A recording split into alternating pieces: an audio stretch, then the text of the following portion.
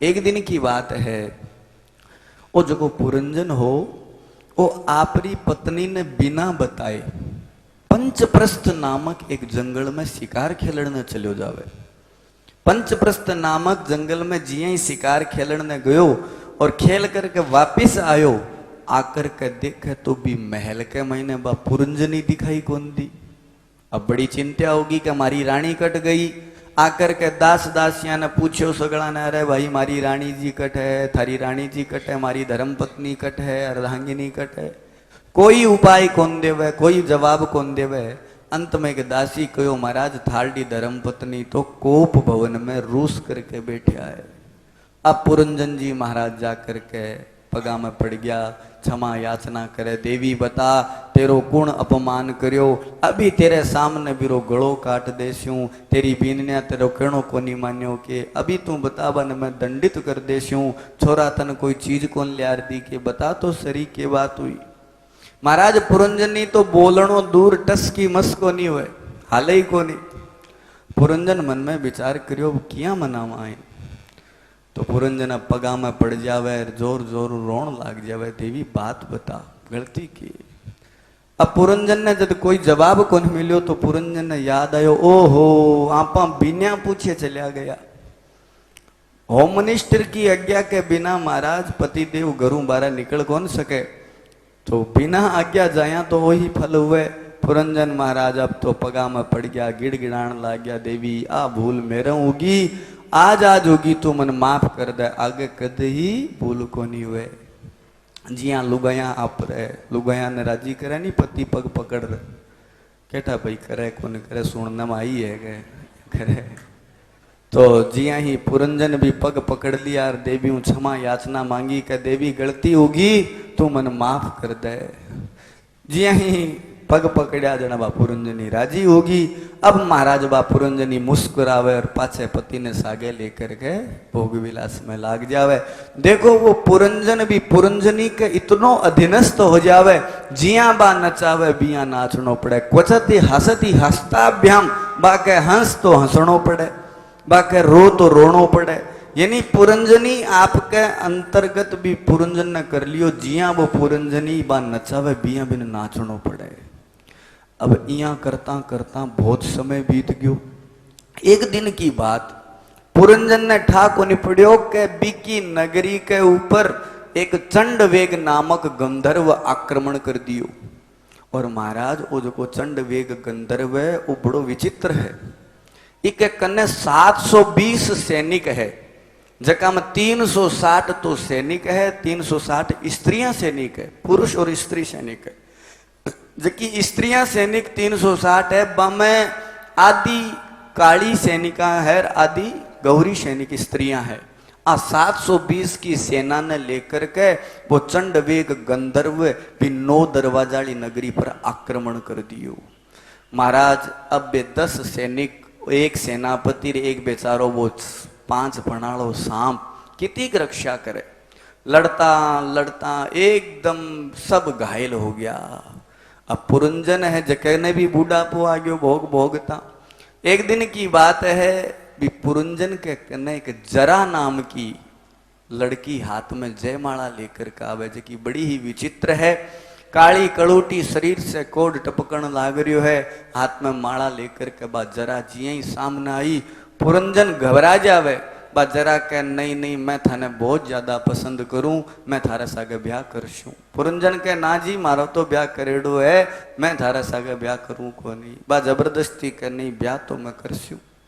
पुरंजन मना कर देवे, बिन अपमानित करके धक्को देर निकाल देवे। तो बा बेचारी रोंती रोंती आपके भाई के करने जावे, भी भाई को नाम हो यवनराज भय। यवनराज भय ने जार के, भाई साहब मैं तो एक लड़को पसंद करियो मारे लायक, पण वो म्यारे सागे ब्याह को नहीं कर रही, मैं के करूं, मेरी इच्छा है मैं वीरे सागे ब्याह करूं।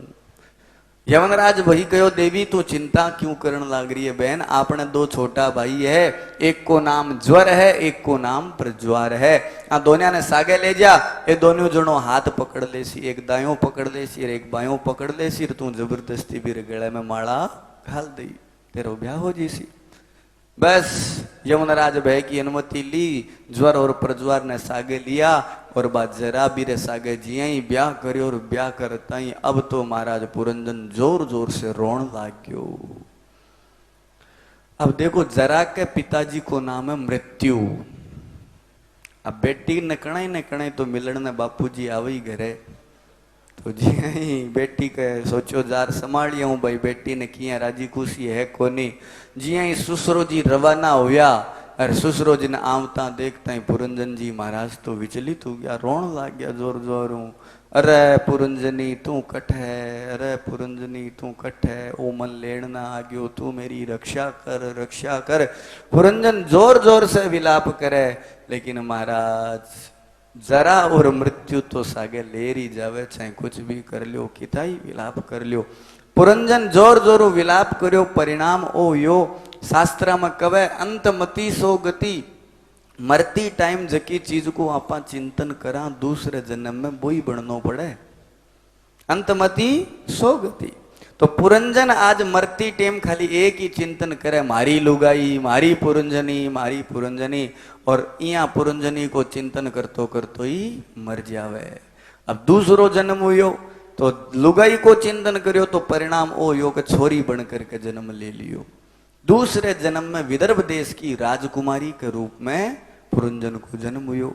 बट बीबीरो चोखे राजकुमार के सागे ब्याह हो गयो और आनंद के सागे रहन लागरी, लेकिन विधि को विधान यहाँ कलोयो दूसरे जन्म में बीबी मेरे पति की मृत्यु हो जावे। तो बा पहली भी टाइम सती प्रथा ही तो बा आप पति ने चिता पर ले करके वो पुरंजन आज सतो होने के लिए तैयारी हो गयो। सती तो क्या कहा क्योंकि वो पुरंजन हो तो आकर के जिया ही वो सती होने के लिए तत्पर हुए तो भी समय के महीने आज अविज्ञात नाम को जो को मित्र हो वो हर किया पुरंजन क्या हालचाल है। अब पुरंजन तो भूल गयो। पुरंजन कह अरे भाई मैं स्त्री हूं तू पुरुष है, मैं तेरो मित्र क्या हो सकूं, मैं तेरी मित्र क्या हो सकूं, तू मन जबरदस्ती, मैं पतिव्रता स्त्री हूं, मैं मेरे पति के सागे सती होने के लिए तत्पर हूं।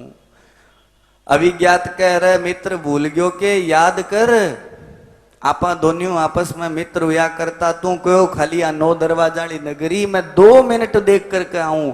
अरे 2 मिनट नहीं कई बरस बीत गया, अब तो तू मेरो मिल ले। पुरंजन कह भाई मैं तो तन जानू कोनी पहचानू कोनी, तू मेरो मित्र किया है। पुरंजन ने अविज्ञात बार बार याद करा, अरे याद कर थोड़ो भांडियम चिकनास गाल ही दिमाग में और याद कर आपा दोनों घनिष्ठ मित्र हुआ करता, आपस में अपने मित्रता हुआ करती, तू 9 दरवाजाली नगरी देखने के वास्ते आयो। जिया ही जोर लगार याद दिरायो। पुरंजन ने याद आयो, ओहो हाँ मित्र अब मन याद आ गयो, चाल अब तू यहाँ कर मैं आ 9 दरवाजाली नगरी देख ली, अब तू मन सागे ले जा। अभिज्ञात को भया अब कोई गेलो को नहीं, एक बार जो कोई पच जावे वो बारे निकलनो बहुत दौरो हो जावे। पुनरअपि जननम पुनरअपि मरणम अभी मिला गेड़ा रो। नारद जी महाराज वो दिव्य प्राचीन बरही को उपाख्यान सुनायो कि देख बरही जिया पुरंजन की दुर्गति हुई बिया तेरी दुर्गति हुएली। बरी हाथ जोड़ रखो गुरु जी कहानी तो ते जोर की सुनाई, बना कहानी समझ में को नहीं आई। कुण पुरंजन कुण चंड वेग कुण कुण तो महाराज का तो ही कथा ने ते पूरी खोल र समझाओ, यहाँ से थारी वीणा लेर चल्या जाओ। नारद जी को ठीक है तो मैं अब तन समझाऊंगा पूरी कथा, तू ध्यान पूर्वक सुन। अविज्ञात और पुरंजन नामक जगह 2 मित्र एक गुण है। अविज्ञात नाम है परमात्मा को और पुरंजन नाम है जीवात्मा को। जीवात्मा और परमात्मा दोनों आपस के मायने मित्र है। एक दिन की बात है, दोनों घूमने आवे, हिमालय की तलहटी से जिये नीचे आवे। हिमालय की तलहटी से नीचे की वो संसार सागर है और संसार ही हिमालय की तलहटिया से नीचे है। जिये ही दोनों उतरिया, उतरता के देखियो एक 9 दरवाजा की नगरी, वो शरीर ही 9 दरवाजा की नगरी है। 5 दरवाजा पूर्व दिशा में खुले, 1 2 3 4 और 5 मुख, 2 नेत्र गोलक, 2 नासिका गोलक। एक दरवाजो दक्षिण दिशा की तरफ खुले, एक दरवाजो उत्तर दिशा की तरफ खुले, और 2 दरवाजा पश्चिम दिशा में मलमूत्र त्यागने का। आही 9 दरवाजा की नगरी है। इन 9 दरवाजा की नगरी के मायने जिया ही प्रवेश करे तो 5 सैनिक इन्हें खड़े है, 5 इन्हें खड़े है, 5 ज्ञानेन्द्रिया और 5 कर्मेंद्रिया, यही 10 सैनिक है। आंको सेनापति कौन है? बोले मन। एक सेनापति है, वो मन है। वो मन जिया जिया कहे देख कितने सुंदर नीचे शीरे की सुगंध आने लाग रही है, आज क्या खीर बने, एक शीरो बने, तो तुरंत नाक चलो जावे। ये कान ने कहे देखो कितो सुंदर भजन सुनाने लाग रही, तो कान तुरंत चलो जावे। देख कितनी सुंदर चीज है, वो मन कहे तो सेनापति बितना आंख रवाना हो जावे भी नहीं देखने के वास्ते। तो जिया वो सेनापति कवे बिया बा 10 सैनिक बिया बिया काम करे। अब भी के नगरी के मायने एक बहुत ही सुंदर राजकन्या हाथ में माला लेर खड़ी है। आ कौन है? बुद्धि। और जीव जिया ही ओ पुरंजन जीवात्मा जिया ही भी 9 दरवाजाली नगरी में जावे तो सामने बा बुद्धि रूपी कन्या हाथ में माला लेर खड़ी रवे। 5 फणा को सांप भी लारे खड़ियो है। ओ कौन है? अपने शरीर में 5 प्राण हुए, ये 5 प्राण ही 5 फणा को सांप है। प्राण, अपान, व्यान, समान और उदान, ये 5 प्राण अपने शरीर में अलग अलग जगह रवे। हृदय प्राणो गुदे पान शमानो नाभि मंडल उदान कंठ देशस्थ व्यान सर्व शरीर गह। ये 5 प्राण शरीर के महीने रवे।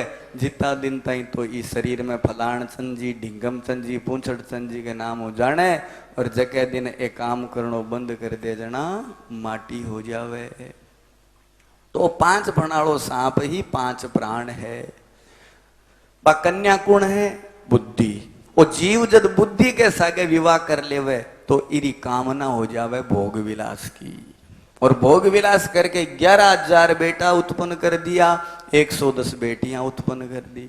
11,000 बेटा के है? काम, क्रोध, मद, लोभ, छल, कपट, ईर्ष्या, द्वेष। व्यक्ति की जिया निरंतर कामना बढ़ती रहे, वो गलत कर्म करतो रहे, बा कामना ने बा इच्छा ने पूर्ण करने के वास्ते निरंतर तत्पर रहे। यही भी की संताना है। बांके भी टाबर हो गया तो अलग अलग प्रकार की कामना हुए। पहली कमा हेली बन जावे, पचके ब्याह हो जावे, पचके पोतो हो जावे, पच पड़पोतो हो जावे। यही सब कामनाओं ने पूर्ति करने का साधन ही लंबो छोड़ो परिवार है।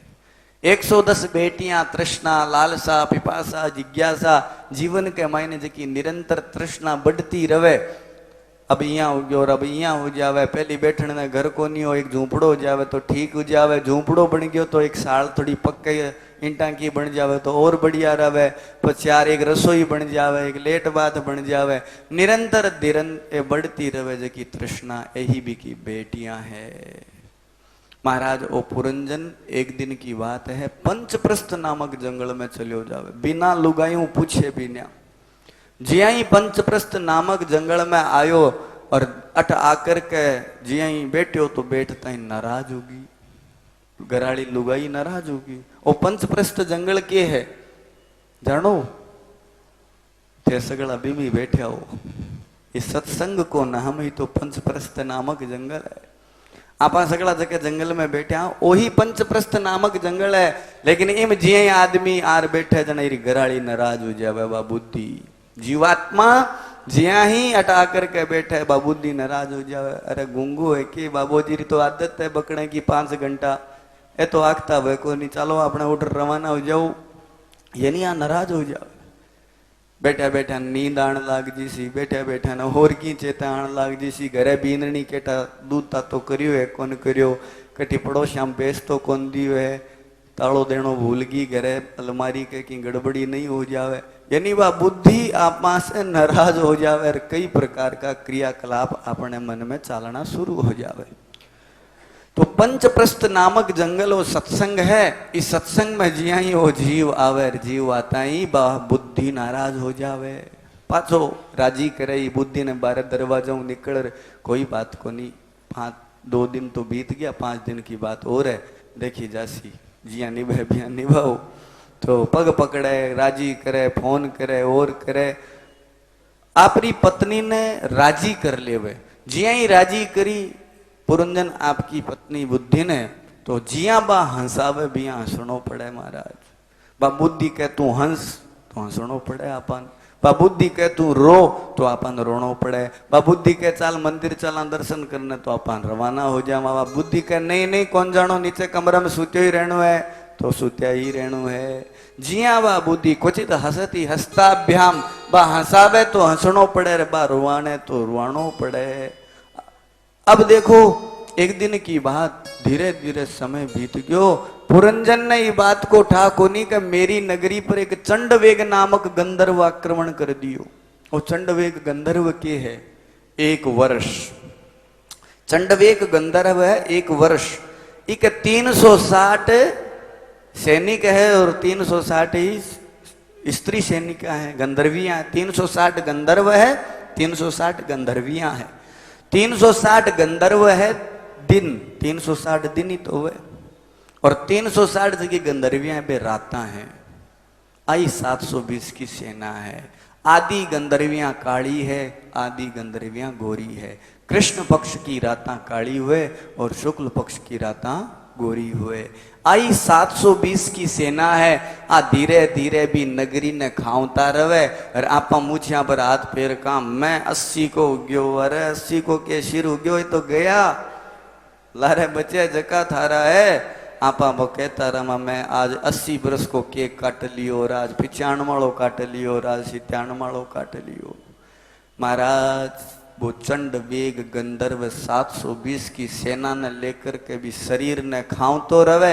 एक दिन बा जरा नाम की कन्या हाथ में माला ले राजावे। आ जरा कोने जानो थे बूढ़ापो, अरे जिये ही बूढ़ापो आवे जना आपा सगला डर भाग जावा, आपा बीरे सागे ब्याह करने के वास्ते हाँ भरा कोनी। बूढ़ापो आज इस संसार के मायने वो जीव जल्दी सी बूढ़ापे ने स्वीकार को नहीं करे, बाल धोला हुए तो बने काला करसी। हाँ बुढ़ापो स्वीकार को नहीं करे, चाहे कुछ भी कह दो, कोई कह दे थे बूढ़ा हो गया, कल क्यों हो गया तारा बापू जी उला बूढ़ा, मैं बूढ़ा क्यों आ। बूढ़ापे ने जल्दी सी स्वीकार कोई करे को नहीं। जना आज जरा दुखी होकर के आपके भाई के करने जावे, भाई कौन है? यवनराज भय, यवनराज भय के करने जा रहा। ओ भाई भय मतलब डर, डर जब व्यक्ति ने लागे जना तो स्वीकार करना ही पड़े। इका 2 भाई, एक ज्वर और प्रज्वार।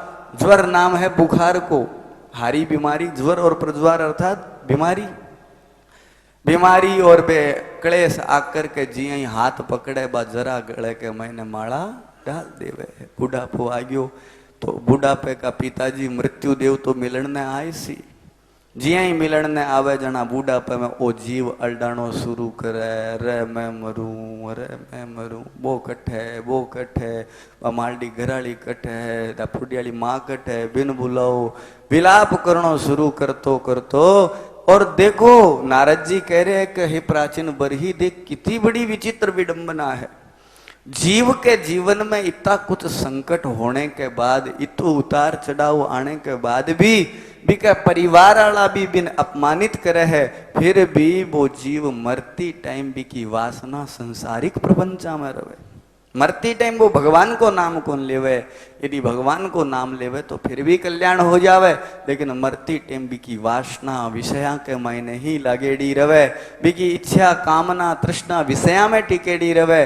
और वह विषया को चिंतन करतो करतो जब वो शरीर ने त्याग करे तो दूसरे जन्म में पाछो वह विषया में ही चलो जावे। पुनरपि जननम पुनरपि मरणम, वो संसार को चक्कर है, 84 के चक्कर में वो उलझेड़ो रवे। देखो कितनी विलक्षण बात है, विचार करने की बात है।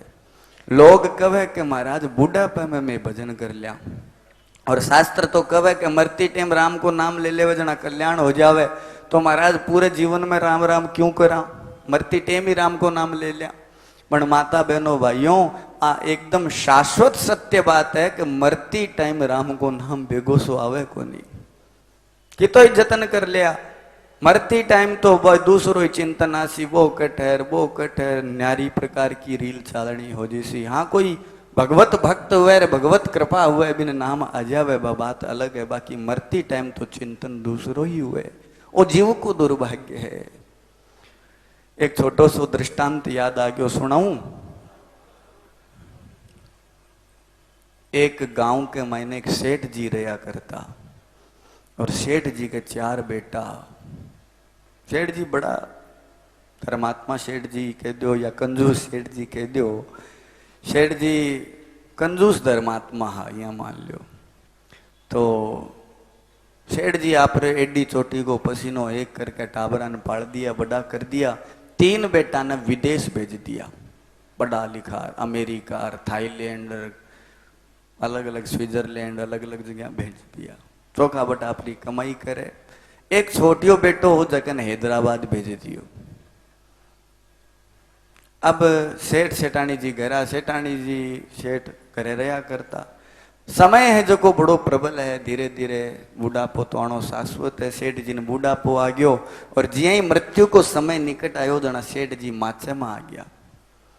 आ तो निश्चित बात है भाई, लगभग वृद्धावस्था आवे जना लोग खटिया के महीने आई जावे।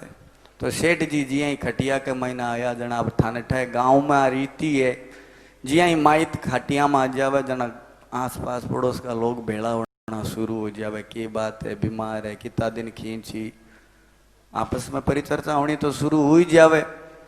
तो लोग भेड़ा हो गया। तो सेठ जी के सागे घटना की हुई, सेठ जी और तो फिर भी ठीक है, कोई दिक्कत को नहीं, लेकिन सेठ जी की वाणी बा अवरुद्ध होगी। सेठ जी बोली जाए को नहीं, हाथा का खाली फटका मारे। कोई चीज की जरूरत हुए, कोई चीज कहनी चाहे तो खाली हाथा का फटका मारे। अब हाथा का फटका ने समझे कौन? तो अब कई लोग जब मिलन ना आवे आसपास पड़ोस की लुगाया, जा कोई कह हो सके सेठ जी 11 को कहता बोला भाई कोई 11 बोल दो, कोई कह भाई बेतरनी तिराण वास्ते कोई गा की पूछ लियो भाई, बेतरनी वास्ते गोदान कर दो। सेठ जी के कने सब चीजा है जकी करवाणी शुरू कर दी। बाद में कहो अरे वा कलकत्ता टम्मू बुआ केठा बिन देखने वास्ते जी करतो लो, भी बुआ ने बुला लियो, बिन भी बुला ली। अब जी आई अंतिम समय निकट आयो जहाँ बोले अब टाबरा ने फोन कर दियो, जो टाबर भी बारे रहे भाई आज सी बारो मुंडो देख ले सी, ए बारो देख ले सी, रे बारो देख ले सी। अब चारों टाबरा ने फोन कर दियो, टाबर आ गया। टाबर आ गया, टाबरा ने देख लिया, बन भाई सेठ जी का हाथा का फटका को नहीं रुके, भाई फटका भी यही चल रहे है। 2 दिन हो गया, 3 दिन हो गया, जक्का इलाज उपाय करना, कोई कह पानी रो जग लिया दो, और कोई कह की कर दो, कोई कन्ने पड़ोसी कोई जीमण वालो वो कह रहे कतलियां को कवे ओसर में कतलियां कर दिया। अलग अलग प्रकार की बातें तो देखो आपस के मायने हुई सी। लोग बातें बनाने लग गया, कब नाक टेढ़ो गयो है, सामने शनि अमावस्या आने लग रही है, रात काटे तो काटे, दिन काल केठा हो जावे, पूरा शरीर हो जावे, कलडो बार है, कलडो दिन है, केटा शरीर हो जी पूरो आपस में पूरो वातावरण बन लाग रही है। बन सेठ जी मुंडो बोली जाए को नहीं, रे हाथा का लटका रुके को नहीं। जो को हैदराबाद छोरो रहे तो वो थोड़ो सो ज्यादा होशियार हो, वो मन में विचार करियो बापूजी जीवन भर कमायो ही कमायो, अरे इतो धन कमायड़ो मन यहाँ लागे इकट्ठी बूर राख्यो है। अरे मरती टाइम अपन बताणो चाहे कि फलानी जगह वो धन है ते काढ़ लिया। अब बापू जी बोली जाए हाथ को नीर करा कि वो धन यही बर्बाद हो जिसी।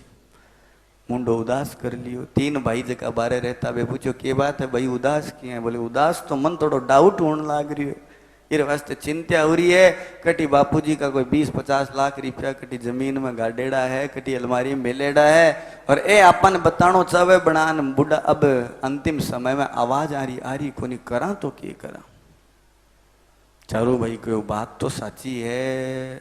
वो हैदराबाद वालों को अरे थे विदेश में रो, कोई यहाँ के लिए कोई दवाई है के, कोई इंजेक्शन सुई है के बापूजी 5 मिनट बोल जावे, खाली 5 मिनट पे बोल जावे, अपन थोड़ो सो इशारो कर दे कि फलानी जगह पड़े, आप बाद में काम कर दे। वो बारे रहे तो जो को के व्यवस्था तो है पण पीसा बोला लाग सी, डॉक्टर ने बुलानो पड़सी, कम 5 लाख रुपया लागी जना अपना बापूजी ठीक हो सी। 5 मिनट बोल जी आ गारंटी मारी है। वो हैदराबाद वालो छोरो कहे तो के फर्क पड़े, केटा 20 लाख हुए मेलेड़ा, 5 लाख ही तो गया, 15 लाख तो अपने हाथ आवे आपस में बांट ले, क्या फर्क पड़े। बुला लो भी डॉक्टर ने। महाराज डॉक्टर साहब ने फोन कर दियो गयो। डॉक्टर साहब भी देशों फ्लाइटों नीचे उतरिया। आप ये सुई इंजेक्शन जो भी ले आया हा ला करके शेठ जी के कने खड़े हो गया। बोले ले पहले पीसा दो, बिना पीसा काम को नहीं, वे पहले पीसा दो। 5 लाख रुपया बापू जी के सामने छोरा निकाल कर दे दिया और डॉक्टर साहब सुई इंजेक्शन दवाई जकी देनी बे देर रवाना हो गया। अब दवाई तो असर करनी ही, जिये ही बात शरीर में पूगी पूगता ही सेठ जी ने आवाज आई। अब आवाज आई तो सेठ जी बोलिया को नहीं, छोरा दूर खड़िया बन दूर बुलाया, बोले नेड़ा होते। अब वो बीऊ आ गए, वो बीऊ आ गए। वो सोचो मन बतासी, वो सोचो मन बतासी। जिया ही चारों भाई दौड़ करके आया। सेठ जी को बैठ जाओ नीचे, चारा ने बिठा, चारा के काना के नीचे एक थाप की मारी। बोले अरे मूर्ख हूं मैं, 10 दिन हूं इशारो करण लाग रहा हूं, 10 रुपया की झाड़ू बकरी खान लाग रही है। भी 10 रुपया की झाड़ू ने बचाने के बारे बार में मैं इशारो करण लाग रही हूं। अरे बा झाड़ू संभाल लो, उठा दो, बा बकरडी झाड़ू खाजी सी। और थे जगह मन बुलाने के वास्ते 5 लाख रुपया बर्बाद कर दिया। अमेरिकन टक कोई को नहीं, बैठे रहो ये।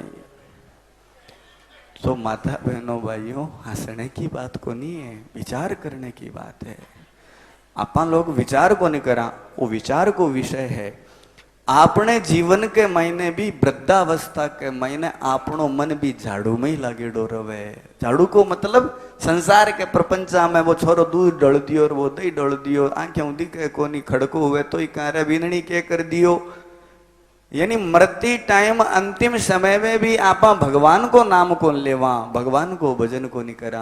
तो महाराज यदि यहाँ को चिंतन कर संसारिक प्रपंचा को, तो आपने पुनर्जन्म के मैंने कल्याण किया होसी। प्राचीन बरही ने नारद जी महाराज कहे कि हे बरही, तू सकाम भाव से कर्म कांड में आसक्त होकर के यदि इस प्रकार से कार्य न लाग रही है तो तेरो कल्याण थोड़ी होसी। तो विषय भोगा ने प्राप्त करना के वास्ते जो पाप कर्म करसी भी को दंड तन भोगनो पड़सी और ये संसार प्रपंच बतन उलझनो पड़सी। इस वास्ते तू कर्म कांड को त्याग कर दे और भगवान को स्मरण कर। नारद जी महाराज को उपदेश सुन करके प्राचीन बरी भी समय में ही कर्म कांड को त्याग कर देवे और भगवान को भजन करनो प्रारंभ कर देवे। प्राचीन बरी भगवत भजन करतो करतो आपको कल्याण करे। सुखदेव जी महाराज राजा परीक्षित ने वर्णन करे कही राजन, ओ श्रीमद् भागवत महापुराण को दिव्य पुरंजनोपाख्यान जको जीव श्रद्धा भक्ति से सुने सुनावे, वो जीव कर्म बंधन से मुक्त होकर के भगवत सत्ता ने प्राप्त करे। बोलिए भक्तवत्सल भगवान की। माया में तू उलझा उलझा दर दर धूल उड़ाए, माया में तू उलझा उलझा दर दर धूल उड़ाए। अब करता क्यों मन भारी जब माया साथ छुड़ाए, अब करता क्यों मन भारी जब माया साथ छुड़ाए। दिन तो बीता दौड़ धूप में, दिन तो बीता,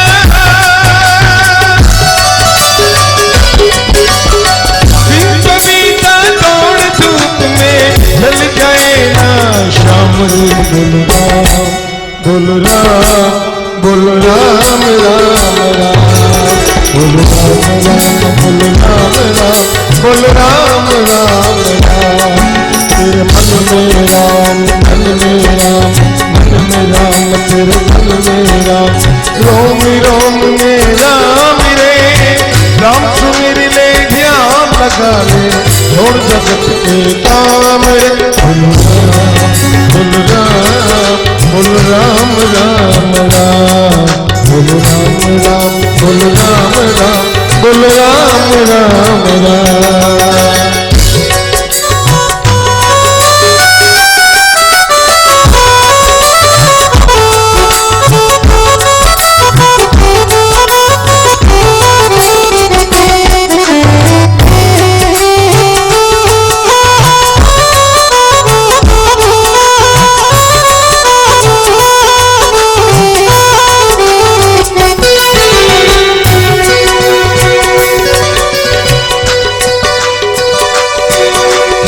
तन के भीतर 5 लुटेरे डाल रहे हैं डेरा, डाल रहे हैं डेरा।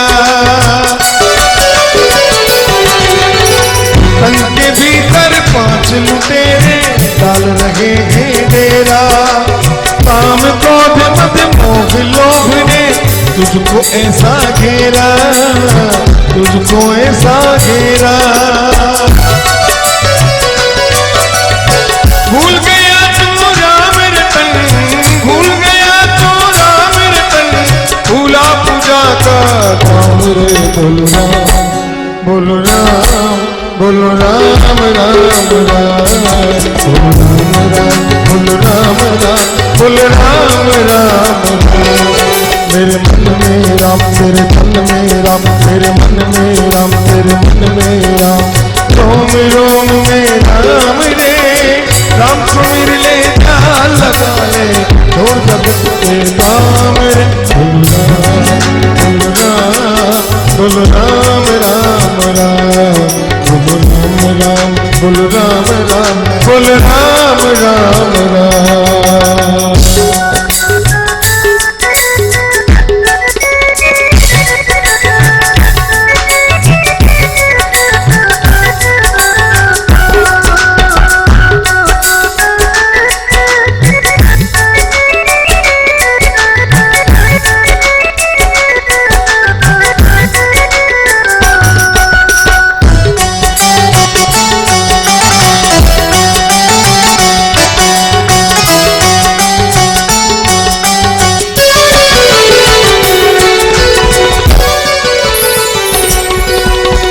बचपन बीता खेल खेल में, बड़ी जवानी सोया, बड़ी जवानी सोया। बचपन बीता खेल खेल में, बड़ी जवानी सोया, बड़ी जवानी सोया। देख बुढ़ापा अब सोचे तू, क्या पाया क्या खोया, क्या पाया क्या खोया। देख बुढ़ापा अब सोचे तू, क्या पाया क्या खोया, क्या पाया क्या खोया। देर नहीं है अब भी बंदे, देर नहीं है अब भी बंदे, ले ले उसका नाम रे। बोलो राम, बोलो राम, बोलो राम राम राम, बोलो राम राम, बोलो राम राम, बोलो राम राम राम। मेरे मन में राम, तेरे मन में राम, तेरे मन में राम, तेरे मन में राम। रोम रोम में राम रे, राम सुमिर ले ध्यान लगा ले, छोड़ जगत के काम रे। बोलो राम, बोलो राम, बोलो राम राम राम, बोलो राम राम, बोलो राम राम, बोलो राम राम राम। तेरे मन में राम, तेरे तन में राम, तन में राम, तेरे तन में राम, तन में मन में मन मन तन में मन मन में मन में तन में मन में राम। सिया राम,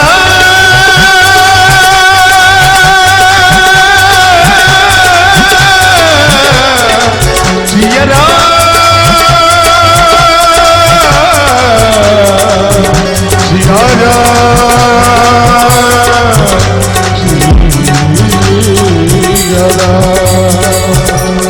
सिया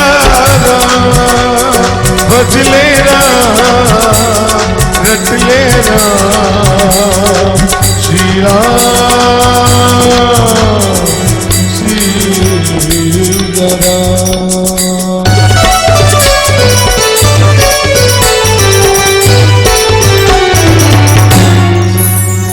बोलिए भक्तवत्सल भगवान की जय हो। सुखदेव जी महाराज राजा परीक्षित ने वर्णन करता हुआ कवे कहे राजन, ई प्रकार से प्राचीन बरही पुरंजन उपाख्यान के दिव्य उपदेश ने श्रवण करके सकाम कामा से निवृत्त हो जावे और भगवत आराधना करके भगवत धाम ने प्राप्त करे। प्राचीन बरही का बेटा प्रचेतामा को जन्म हुए। प्रचेता भगवान शिव को रुद्र को गान करके भगवान शिव ने प्रसन्न करे और भगवान विष्णु से वर प्राप्ति करके आप प्रचेतावां को विवाह वार्क्षी के सागे हुए। वार्क्षी नामक जो कि वृक्षा की कन्या भी के सागे प्रचेता को विवाह हुए और आगे अठ द्वारा जो को दक्ष भगवान शिव के द्वारा वीरभद्र के द्वारा जो को गड़ो काट दियो गयो, बाद में बकरे को सर लगायो गयो। वो ही दक्ष दूसरो जन्म वार्क्षी के गर्भ से जन्म लेवे, अठ भी इको नाम दक्ष पड़े। प्रचेता भगवान विष्णु की और रुद्र की आराधना करता हुआ आपके बेटे दक्ष को राज्याभिषेक कर देवे और नारद जी महाराज से दिव्य उपदेश लेकर के प्रचेता मुक्ति ने प्राप्त करे। अठ श्रीमद् भागवत महापुराण को चतुर्थ स्कंद संपन्न हुए। पांचों स्कंद प्रारंभ करता हुआ सुखदेव जी महाराज वर्णन करे कि हे राजन, मैं तन की उत्तानपाद के वंश की कथा बताई।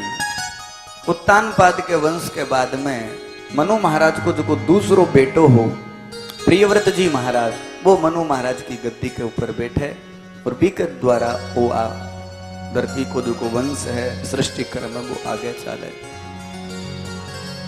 तो परीक्षित के मन में शंका होगी, बोले महाराज थे बतायो कि प्रियव्रत जी महाराज तो बाल्यावस्था में ही गंधमादन पर्वत पर तत्व ज्ञान को उपदेश लेने के वास्ते नारद जी महाराज से उपदेश लेकर के बढ़ चला गया हा।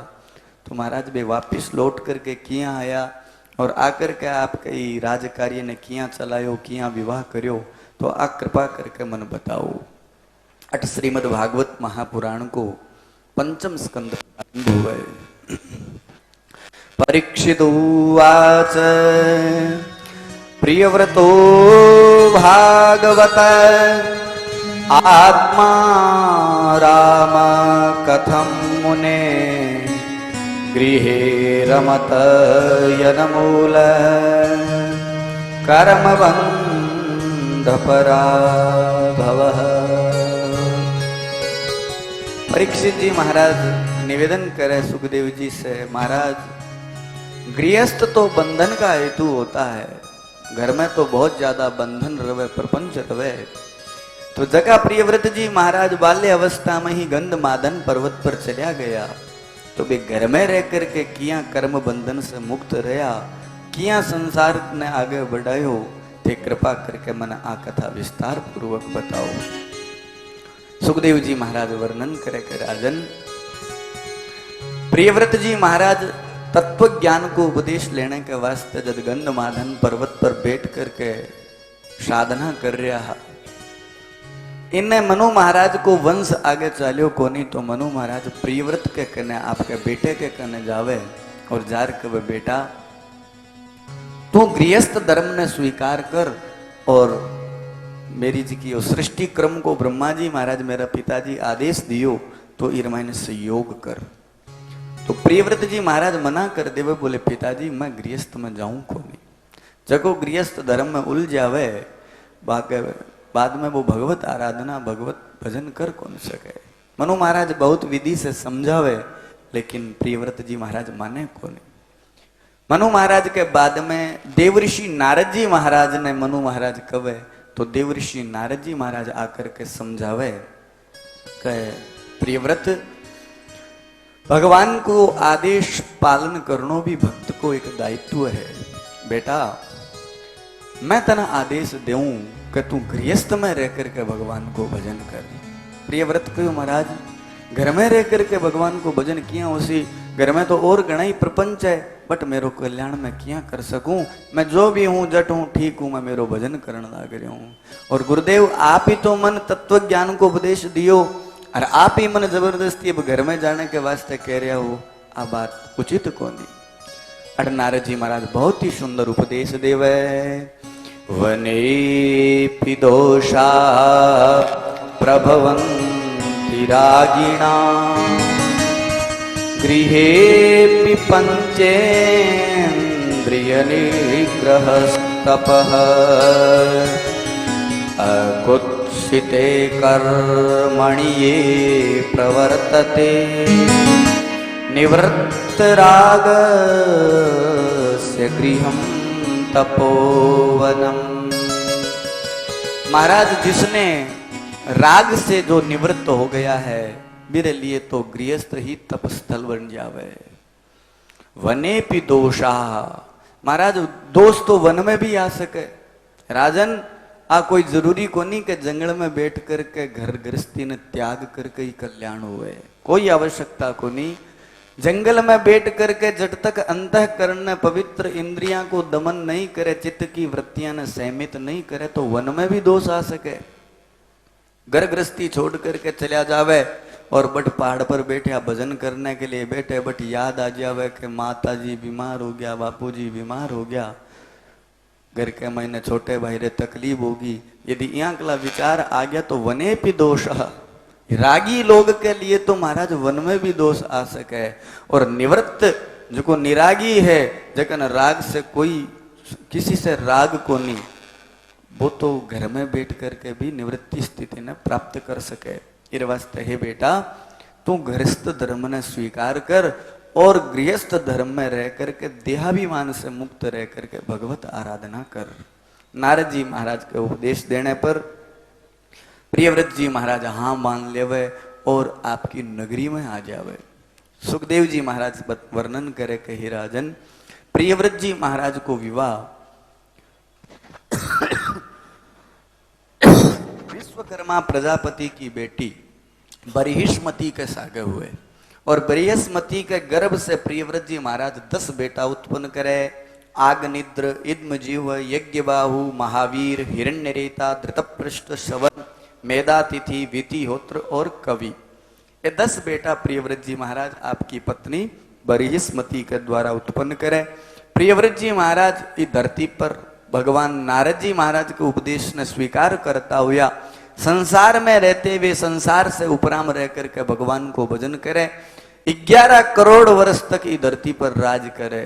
एक दिन की बात है, प्रियव्रत जी महाराज के मन में एक भाव आवे कि मैं देखूं इस धरती पर दिन और रात 2 अवस्था हुए, तो दिन में तो लोग काम में लगेड़ा रहे, रात में सगड़ा सो जावे।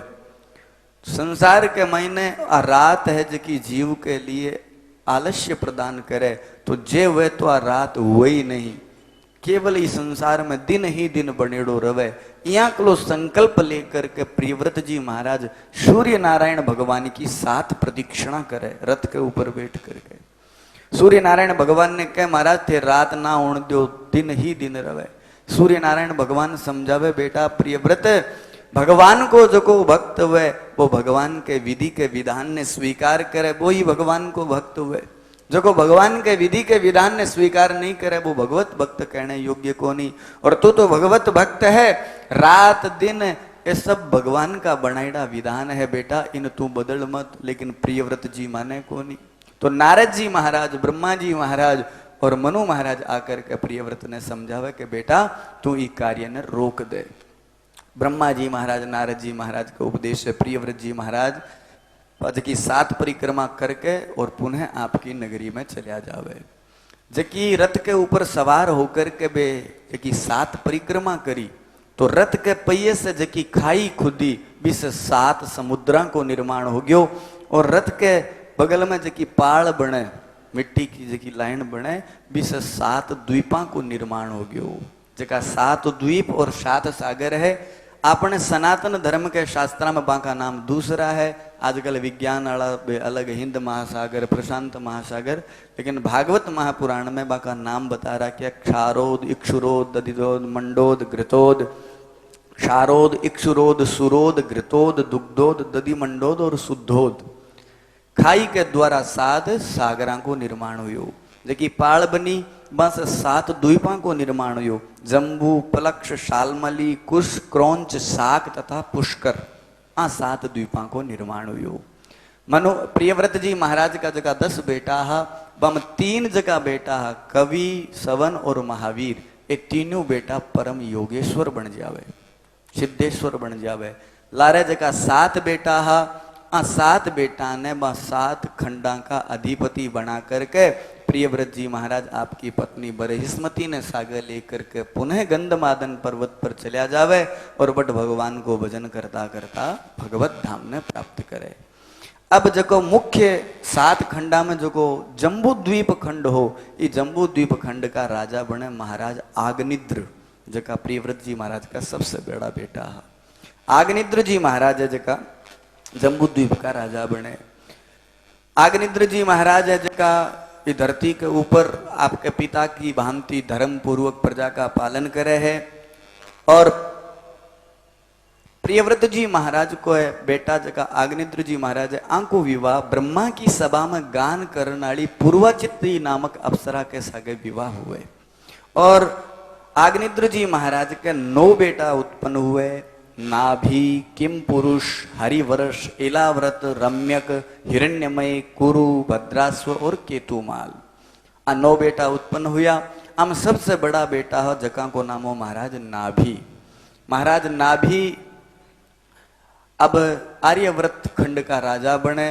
महाराज नाभि भी आपके दादा पिताजी की भांति धर्म पूर्वक प्रजा का पालन करके और समुचित रूप से आपकी राजकार्य है जगह ने संपादित करे। महाराज नाभि को विवाह मेरु प्रजापति की बेटी मेरु देवी के सागे हुए, लेकिन महाराज नाभि के कोई संतान को नहीं हुए। तो महाराज नाभि और बाकी पत्नी मेरु देवी पर्वत के ऊपर जाकर के भगवान नारायण की साधना करे। भगवान नारायण प्रसन्न हो जावे और बान कहे मैं थारे से प्रसन्न हूं, थाने के वरदान चाहिए। तो महाराज नाभि और मेरु देवी हाथ जोड़ करके कहे महाराज माने थारे जिया को पुत्र की कामना है, थारे जिया के लिए संतान मारे हुए। भगवान के मारे जिया को तो मैं ही हूं, दूसरो कौन हो सके। महाराज नाभि और बाकी पत्नी मेरु देवी के महाराज माने ई बात से कोई मतलब को नहीं, मारी तो कामना एक ही है कि थारे जिया के लिए संतान मारे हुए। भगवान के चिंता मत करो, मैं धरती पर योग शास्त्र की स्थापना करने के वास्ते ऋषभ देव के रूप में अवतार लेस्यूं और थारे बेटे के रूप में जन्म लेकर के धरती पर मैं योग शास्त्र भी को विस्तार करस्यूं। मेरु देवी भगवत कृपा के आशीर्वाद से महाराज नाभि की पत्नी मेरु देवी समयांतर के बाद में गर्भवती हुए और भगवत कृपा भगवत लीला के द्वारा मेरु देवी के गर्भ से सर्वांग सुंदर एक बालक को जन्म हुए, जेके को नाम पड़े ऋषभ। ऋषभ देव जी महाराज कोई साधारण को नहीं, साक्षात भगवत नारायण का ही अवतार है। बोलिए ऋषभ देव जी महाराज की।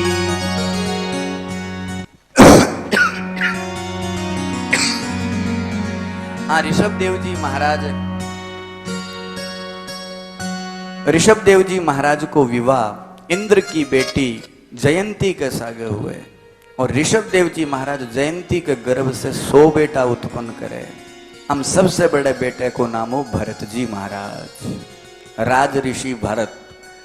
81 बेटा आंगीरस गोत्रीय ब्राह्मण बन जावे, 9 बेटा परम सिद्धेश्वर बन जावे और 10 बेटा जका बे अभी राजकार्य जगह ने संभाले। हम सबसे बड़ा बेटा हा जका को नाम हो भरत जी महाराज। पहली जम्बू द्वीप खंड को नाम आर्याव्रत खंड हो। भरत जी महाराज ई खंड का अधिपति राजा बने, भी के बाद में इको नाम भरत खंड और भारत वर्ष पड़ जावे। भरत जी महाराज अब जम्बू द्वीप का राजा बनया। भरत जी महाराज को विवाह पंचजनी नामक कन्या के सागे विवाह हुयो।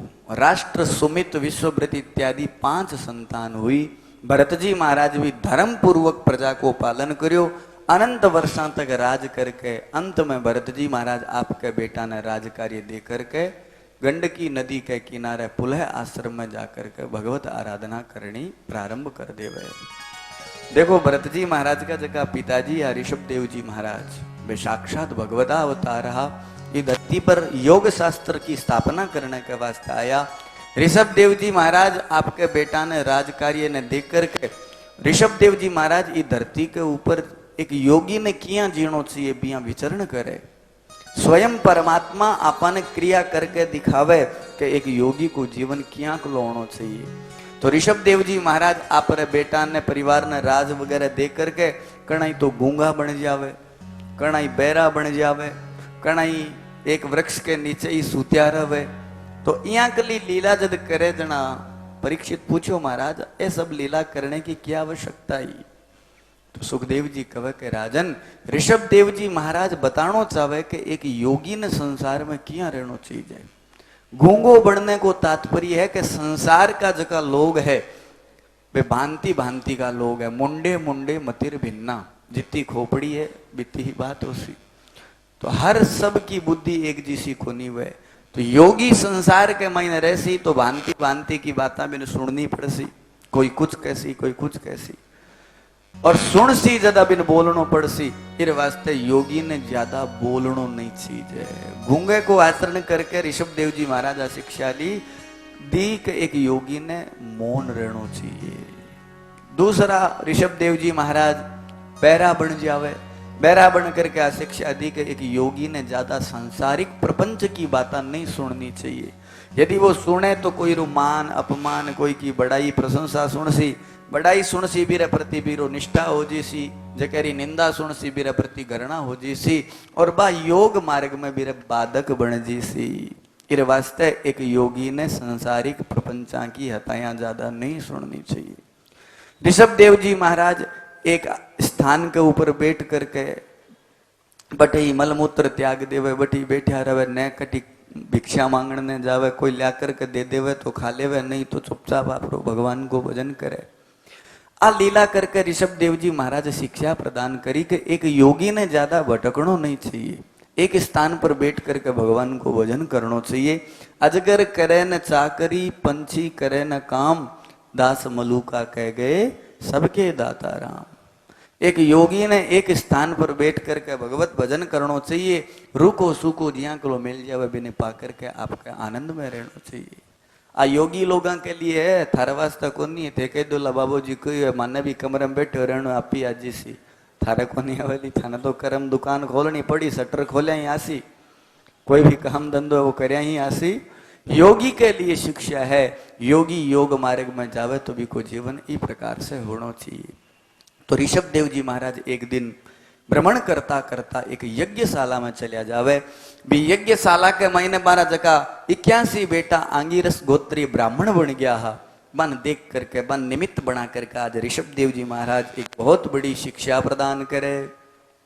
ऋषभ देव जी महाराज आप रहे बेटा ने कहे पुत्रों इस संसार के मायने थारो वास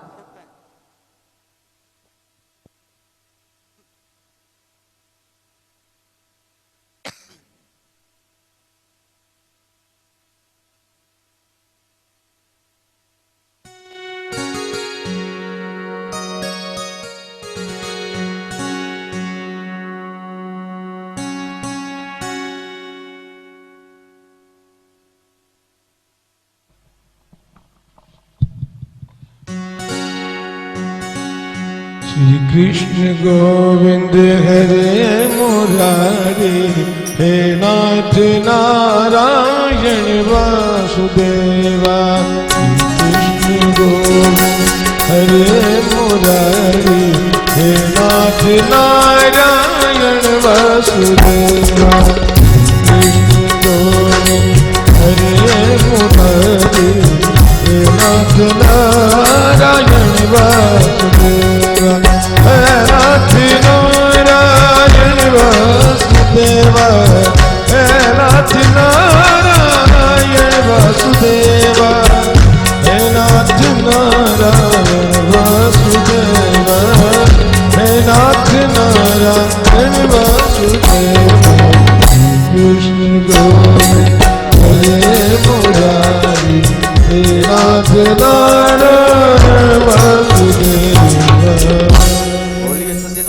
नंद भगवान की जय। एक बार की बात है, ऋषभ देव जी महाराज एक यज्ञशाला के महीने प्रविष्ट हुए। आज आपके 81 पुत्रा ने निमित्त बना करके ऋषभ देव जी महाराज आपने एक बहुत बड़ी शिक्षा देवे। इस संसार में जितना भी रिश्तेदार नाते संबंधी अपना जितना भी है वे सच्चा रिश्तेदार कौन है बांको परिचय देवे। गुरुर्न सस्यात् स्वजनो न सस्यात्, पिता न सस्यात् जननी न सास्यात्, दैवं न तस्यान्न पतिश्च सस्यान्, मोचयेद्यः समुपेत मृत्युम्। महाराज वो गुरु गुरु नहीं है जो अपने शिष्य को भगवत भक्ति के लिए तत्पर नहीं करता। वो गुरु गुरु कहना ने लायक कोनी जो को गुरु आपरे चेले ने भगवान के भजन में नहीं लगावे। बा माता माता कोनी, वो पिता पिता कोनी, वो भाई भाई कोनी, बा बहन कोनी, बे रिश्तेदार कोनी, जगह आपके संबंधी ने भगवत आराधना के लिए तत्पर कोनी करे, भगवत प्रेरणा नहीं देवे, बे सबका सबसे बड़ा भी जीव का दुश्मन है, जका भी की भगवत भक्ति से हटावे। बेटा इस संसार में भगवत शरणागति ही सर्वोपरि है। जीव को जीवन की सार्थकता परमात्मा के चरणा में बैठ करके निरंतर को ध्यान करता हुआ भगवत आराधना करने से ही जीवन की सार्थकता है। ऋषभ देव जी महाराज यहाँ का उपदेश दे करके बट से रवाना हो जावे। ऋषभ देव जी महाराज जब यहाँ के लिए योगिक लीला करण लाग रहा तो एक वृक्ष के नीचे बैठ करके बट ही मलमूत्र को त्याग करे। मलमूत्र को त्याग करके आ स्थिति उत्पन्न करके के शिक्षा देनी चाहे। एक योगी ने ज्यादा आवरण में प्रवेश नहीं होना चाहिए। यदि वो यहाँ कला कृत्य करे तो भी के करने जावे को नहीं। यहाँ के लिए यदि स्थिति कर रहा तो बाकी मलमूत्र से कोई बदबू को नहीं आ रही, कई कोसा तक सुगंधित समीर आया करती। बीस समय में अष्ट सिद्धियां और नवनिधियां आकर के ऋषभ देव जी ने प्रणाम करियो, बोले महाराज हे माने स्वीकार करो। ऋषभ देव जी महाराज मना कर दियो कि मन थारी जरूरत को नहीं, मन थारी कोई आवश्यकता को नहीं, ते चली जाओ। तो प्रश्न खड़े हुए, बोले महाराज ऋषभ देव जी मना क्यों करियो? अष्ट सिद्धियां ने नवनिधियां ने, चलो कोई बात को नहीं, बे आप जीवन में उपयोग को नहीं करता तो वह अष्ट सिद्धियां और नवनिधियों लोगों को तो भलो कर सका। तो ऋषभ देव जी महाराज कहे नहीं, एक योगी आपरी सिद्धियां में और निधियां के चक्कर में पड़ जावे तो वो आपका तत्व को विवेचन को नहीं कर सके। क्योंकि वो सिद्धियां में लाग जी सी जना लोग बिर करने भीड़ लगा ले सी, बाबू जी आज भैंस के दूध को नहीं हुयो, आज टाबर है जो रोवे बहुत है डोरो बना दो, मारे तो बीननी है जो बहुत लड़ाई खोर है, बिन कोई मुंडो चुप करना लो, कोई लाज बताओ। यानी संसार में जीता लोग दुखी है बेबी के कने भीड़ लगा देसी, और वो भगवत आराधना से तत्व विवेचन से अलग हो जीसी और वहां प्रपंचा में उड़ जीसी। इस वास्ते के योगी ने ज्यादा सिद्धि और निधि के चक्कर में नहीं पड़ना चाहिए।